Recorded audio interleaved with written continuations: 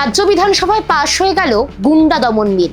সবাই মিলে পাস করুন গুন্ডা মুক্ত বাংলা।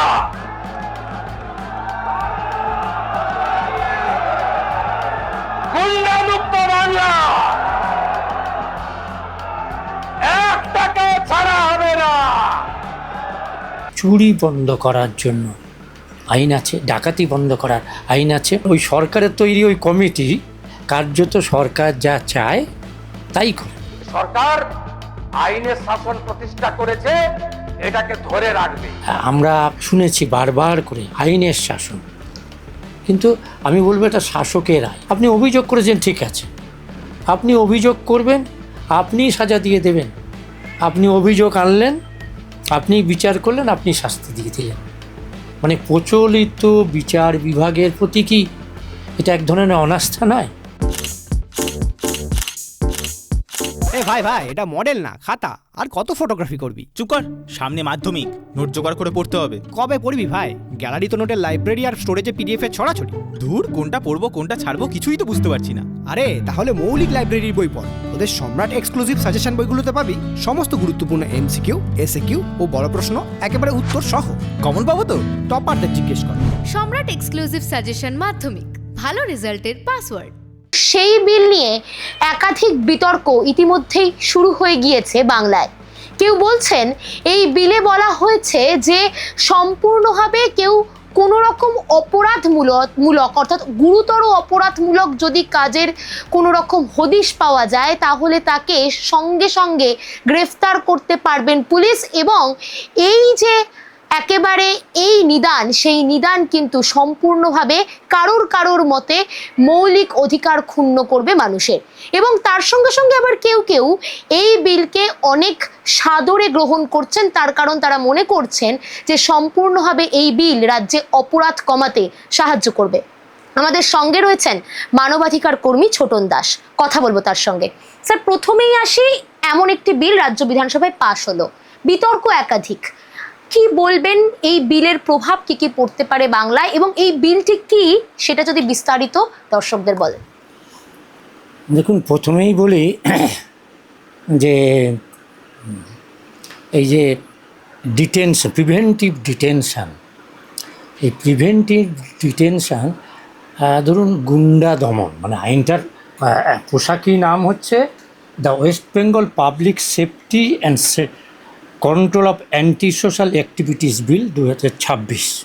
কালকে আরও একটা পাস হয়েছে, সেটা হচ্ছে the West Bengal maintenance of public order amendment. ওটা 1972 সালের আইন, সেটাকে মাঝেও বোধহয় আগের সরকার সংশোধন করেছিল, এনারা আবার সংশোধন করেছেন। আমি প্রথমত এটা বলি যে সাধারণত এই ধরনের আইন করতে গেলে একটা রিভিউ, যে কেন এই আইন আমাদের করতে হচ্ছে। যে কিছুদিন আগেই 2023 সালে পুরনো যে আইপিসি, সিআরপিসি সমস্ত পাল্টে সময় উপযোগী, কেন্দ্রের সরকার, নরেন্দ্র মোদী নেতৃত্বাধীন সরকার, তারা যুবক সময় উপযোগী করেছেন 2023 সালে। আপনি বলুন যে বলছে এটাকে এক কথা বলছে অ্যান্টি সোশ্যাল কন্ট্রোল করা। আচ্ছা, অ্যান্টি সোশ্যাল কাজ বলতে আমরা কী বলছি? ডাকাতি, ছিনতাই, চুরি, হত্যা করার চেষ্টা, নারী নির্যাতন, এই সম্পর্কিত বিষয় তো এই সব, এবং মাদকদ্রব্য রাখা, মাদক ব্যবসা, তো এই সবগুলোর জন্যই তো আইন আছে। প্রত্যেকটি নির্দিষ্ট বিষয়ের জন্যই তো আইন আছে। তাহলে কি আমি এই সিদ্ধান্তে পৌঁছবো যে ওই আইনগুলো সময় উপযোগী নয়? এক।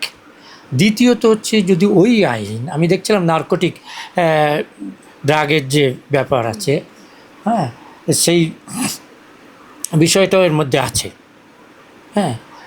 ল্যান্ড গ্র্যাবিং, সরকারি সম্পত্তি, মানে আপনার ওই মাইনিং, ইললিগাল মাইনিং, এই সব প্রোটেক্ট করার জন্যই তো আইন আছে। তারপরে এইটা কেন? কারণ আমাদের ধারণা যে আসলে এই প্রত্যেকটি এই ধরনের আইন, প্রিভেন্টিভ ডিটেনশন অ্যাক্ট, হ্যাঁ, এই আইন আমাদের অতীতের অভিজ্ঞতা কী বলে? অতীতের অভিজ্ঞতা বলে যে এই আইনগুলো সাধারণভাবেই সরকারের রাজনৈতিক প্রতিপক্ষ, সরকারের অগণতান্ত্রিক কাজ, আইন বিরোধী কাজের যারা সমালোচক, সেই সমালোচকদের কণ্ঠ রোধ করে দেওয়ার জন্যই এই আইনগুলো তৈরি করা হয়।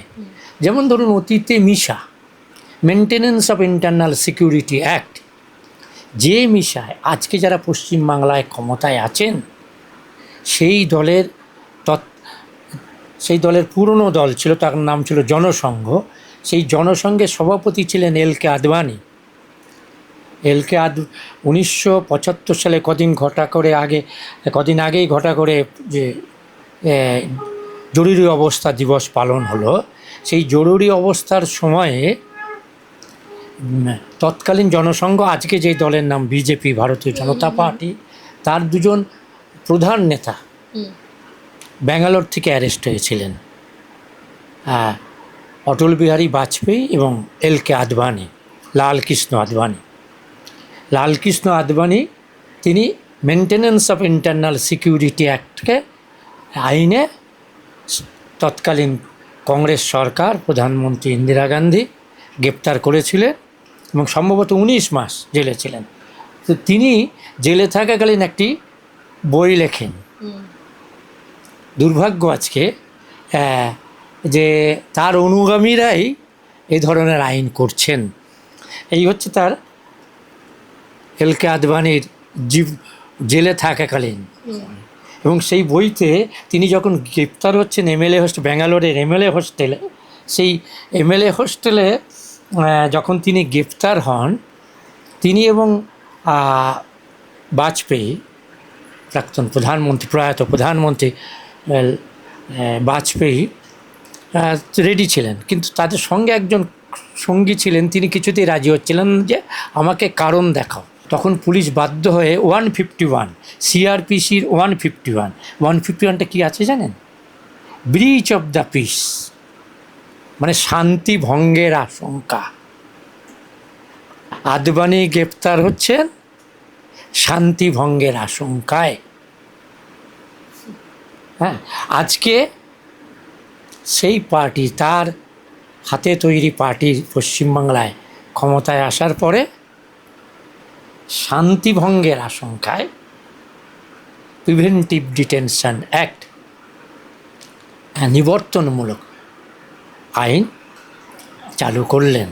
এবং এই আইনের আমি ধারা উপধারা যাব না, কিন্তু এই আইনে, এবং আমরা দেখেছি অতীতে যতগুলো এই ধরনের আইন হয়েছে, টাডা, একটা বিখ্যাত সুজাত ভদ্রের একটা বিখ্যাত বই আছে, হ্যাঁ, সেই টাডাতে গ্রেপ্তার হয়েছিল 67,000 মানুষ, 67,000। তার মধ্যে বলছেন যে কেন্দ্রীয় স্বরাষ্ট্রমন্ত্রী, তিনি পার্লামেন্টে তৎকালীন সময়ে বলছেন 1994 সালে 24শে আগস্ট, তিনি বলছেন 67,000-এর মধ্যে 60,000-কে গ্রেপ্তার করার কোনো কারণই নেই। 8,000-এর বিরুদ্ধে মামলা চলেছিল, মাত্র 700 জনের বিরুদ্ধে সাজা দেওয়া হয়েছে। তাও আমরা বলছি যে সেই ট্রায়ালটাও ঠিকঠাক হয়নি। 67,000-এ 700। এবং কেন্দ্রীয় সরকার স্বীকার করে নিচ্ছেন যে এই আইন মিসইউজ নয়, এটা পলিটিক্যাল ইন্টেনশন, পলিটিক্যাল অপোনেন্টকে দমন করে, যে মাননীয় মুখ্যমন্ত্রী বলেছেন যে মিসইউজ হবে না। হ্যাঁ, এই টাটা তৈরির সময় একই কথা বলা হয়েছিল, পোটাশ তৈরির সময় একই কথা বলা হয়েছিল। হ্যাঁ, প্রশ্নটা এটা ফ্রুটফুল ইউজই হবে। সেই ফ্রুটফুল ইউজ হচ্ছে আপনার অপোনেন্ট। এবং দেখবেন কালকে আমি মুখ্যমন্ত্রীর ভাষণ মন দিয়ে শুনছিলাম, তাতে তিনি যেসব ঘটনার কথা উল্লেখ করেছেন সবটাই হচ্ছেন মুসলিম প্রধান এলাকার কথা, মুসলিম সম্পর্কিত ঘটনার কথা তিনি বলেছেন। হ্যাঁ, যে মুসলমান প্রধান, যেমন ধরুন মুর্শিদাবাদের দুটো ঘটনার কথা বলেছেন, আপনার সন্দেশখালীর ঘটনা সেটাও, এবং আপনার ওই ফলতার ঘটনা বলেন, সব মুসলিমদের সম্পর্কিত। এ ব্যাপারেও আমি আদবানি সাহেব যখন জেলে ছিলেন তখন ওই জামাতে উলেমা হিন্দু নিষিদ্ধ হয়েছিল এমার্জেন্সির সময়, নিষিদ্ধ হয়েছিলেন। তো তাদেরকে চোর ডাকাতদের সঙ্গে থাকতে দিচ্ছিলেন। তো জামাতের নেতারা বললেন যে আরএসএসের যে জায়গা দেওয়া হয়েছে, জনসংঘের নেতাদের জন্য যে জায়গা দেওয়া হয়েছে সেখানে অনেক ফাঁকা আছে, আমরা সেখানে থাকতেই পারি, অ্যারেঞ্জমেন্ট করতে।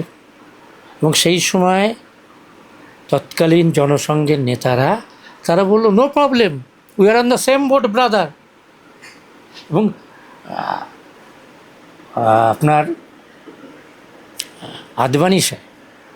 আদবানি লিখছেন, here is a graphic example. Instead of putting all political detainees together, they were should to be segregated on the basis of religion. কে বলছেন?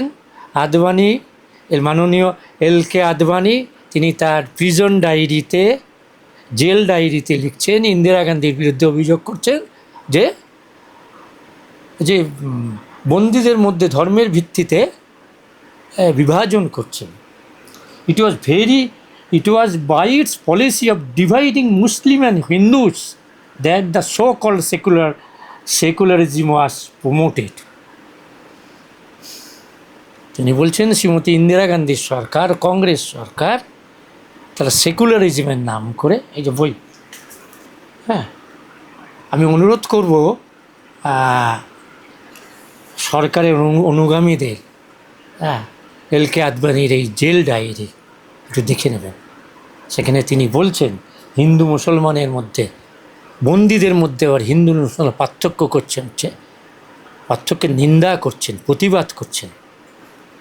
কিন্তু আমরা বিধানসভায় মুখ্যমন্ত্রীর ভাষণে যতগুলো উদাহরণ পেলাম সবটাই, হ্যাঁ, এবং দেখবেন হকার নিয়েও যখন বলা হচ্ছে তখন বলা হচ্ছে ওই মুসলিম প্রধান এলাকাগুলোর কথা, যদিও রেল সর্বত্রই উচ্ছেদ করছেন, কিন্তু বলা হচ্ছে এলাকায়।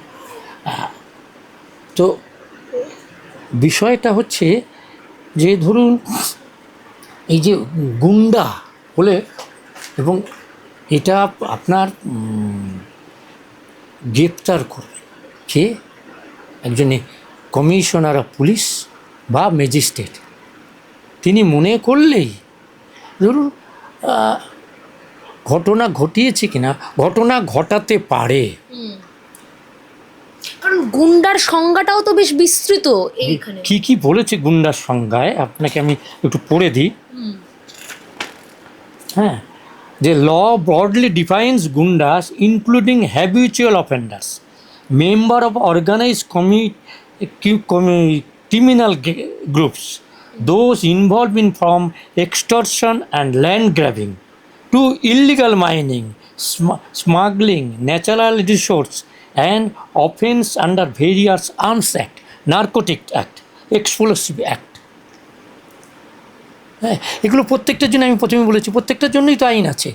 তাহলে এইটা কেন? এবং সেখানে একজন জেলা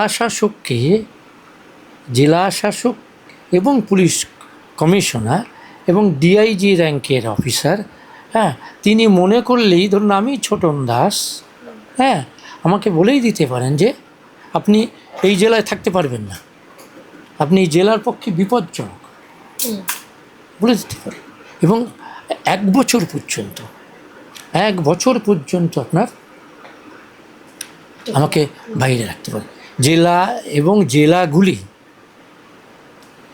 এবং ধরুন এই আইনের একটা প্রধান দিক হচ্ছে যে ন্যাচারাল জাস্টিস কি, আপনাকে আমাদের কনস্টিটিউশন কি বলছেন, সংবিধান কি বলছেন?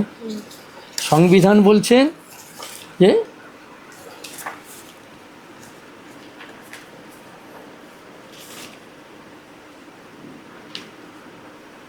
সংবিধানে আপনার পরিষ্কার, no person who is arrested shall be detained in custody without being informed as soon as may be. মানে কাউকে আপনার গ্রেপ্তার করলে তাকে কারণ জানাতে হবে, এবং নিয়ারেস্ট আপনার পরিষ্কার বলছে 2 নম্বরে, every person who is arrested and detain in custody shall be produced before the nearest magistrate within a period of 24 hours.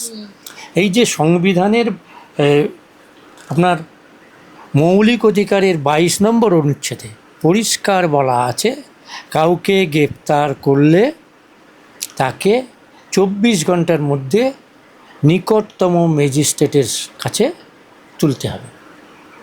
এই আইন সংবিধানের এই মৌলিক ধারণা, মৌলিক অধিকার, এই অধিকারকে সরাসরি লঙ্ঘন করছে। ফলে সংবিধান বিরোধী কাজ প্রতিরোধ করার কথা বলছেন সরকার। আমি তাদের ইন্টেনশন নিয়ে বলছি না কিছু, কিন্তু দেখা যাচ্ছে এটা সংবিধান পারমিট করে না, সংবিধান অনুমোদন দেয় না। আমি মানবাধিকার কর্মী, মানবাধিকারে ভারত সরকার সই করেছেন 1948 সালের যে আন্তর্জাতিক যে ঘোষণাপত্র, হ্যাঁ, যেটাকে universal declaration of human rights, যেটাকে বলা হয় UDHR বলা হয়, হ্যাঁ, মানবাধিকারের সর্বজনীন ঘোষণাপত্র, ভারত সরকার তাতে সই করেছেন। সেখানে কি বলছেন? সেখানে অনুচ্ছেদ 10-এ পরিষ্কার বলছেন, everyone is entitle in full equality to a fair and public hearing by an independent and impartial tribunal. প্রত্যেকের যাকেই ধরে হবে তাকে ফেয়ার এবং পাবলিক, মানে মানুষ দেখবেন, আমাদের এখানে ওপেন কোর্ট, হ্যাঁ, কোর্টে সবাই দেখতে পারেন।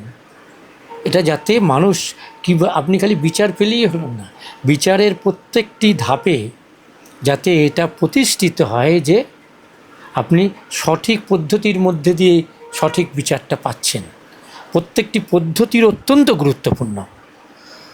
কিন্তু দেখা যাচ্ছে আমাদের যে এই ভারত সরকার দায়বদ্ধ, নৈতিক দায় ভারত সরকারের এই 10 নম্বর অনুচ্ছেদ সার্বজনীন মানবাধিকারের ঘোষণাপত্র, সেই ঘোষণায় ভারত সরকার স্বাক্ষর করেছেন।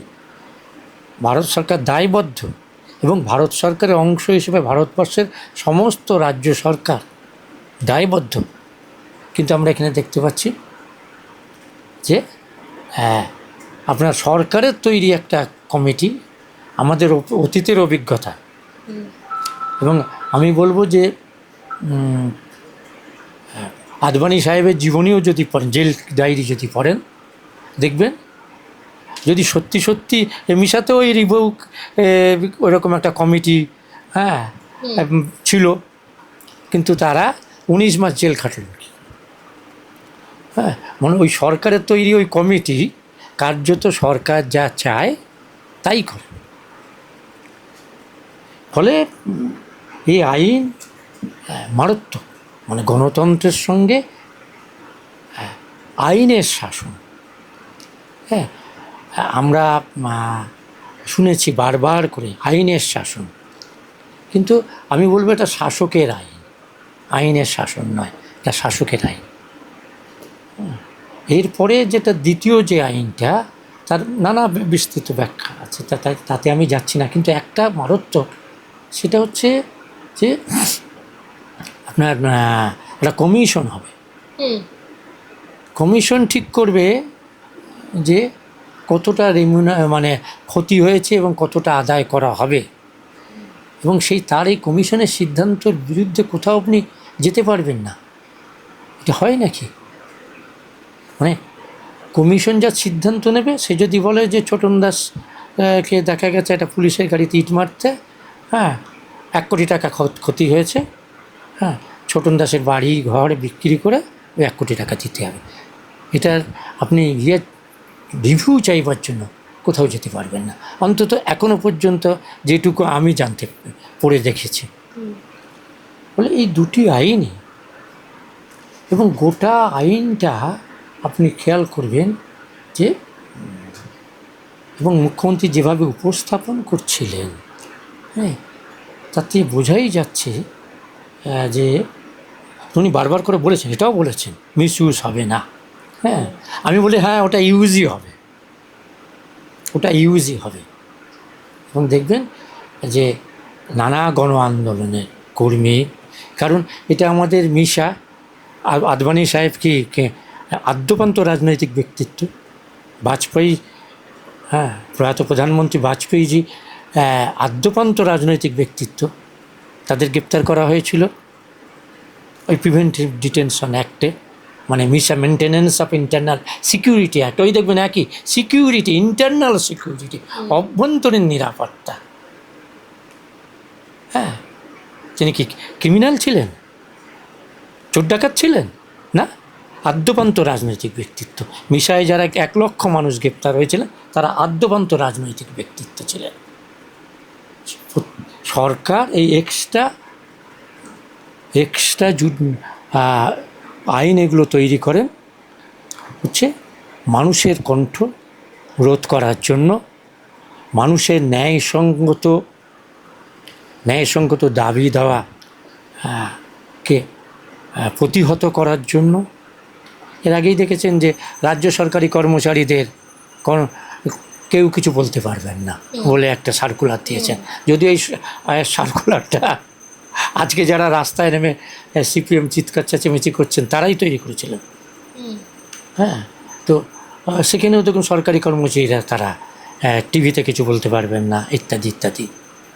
হ্যাঁ, সর্বক্ষেত্রেই এই যে মারাত্মক কণ্ঠরোধের, অর্থাৎ আমরা বলতে পারি যে বিরোধী কণ্ঠস্বর, সেই কণ্ঠস্বরকে সম্পূর্ণভাবে বন্ধ করে দেওয়ার চেষ্টা।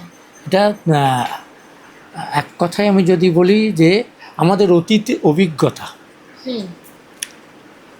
অভিজ্ঞতা আমাদের সেটাই বারবার করে সেটাই প্রমাণ করছে। তা না হলে ধরুন চুরি বন্ধ করার জন্য আইন আছে, ডাকাতি বন্ধ করার আইন আছে, যদি এনাফ সে আইন না হয়ে থাকে তাহলে সেটাকে আরও সময় উপযোগী করা, যেটা আমি বলছিলাম যে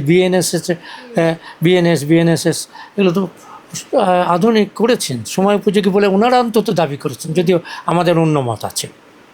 হ্যাঁ, 2023-এর পরে 2026-এ 3 বছর মধ্যে কেন নতুন করে আবার তার মানে ওই আইনের দ্বারা হচ্ছে না, তো ওই আইনগুলো সময় উপযোগী ছিল না, নাকি আমাদের যেটা আশঙ্কা, মানবাধিকার কর্মীদের যেটা আশঙ্কা যে বিরোধী কণ্ঠস্বর, গণ আন্দোলনের কণ্ঠস্বর, সামাজিক আন্দোলনের কণ্ঠস্বর, বঞ্চিত মানুষের কণ্ঠস্বর, হ্যাঁ, কে প্রতিহত করা, তাদের সাইলেন্স করে দেয়া, চুপ করিয়ে দেওয়া জন্যই এই আইন।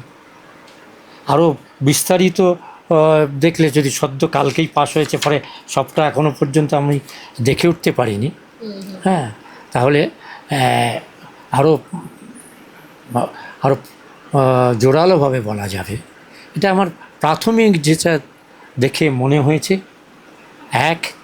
প্রথম এটা সংবিধানের যে মৌলিক অধিকার তার পরিপন্থী, বিচার পাওয়ার পরিপন্থী।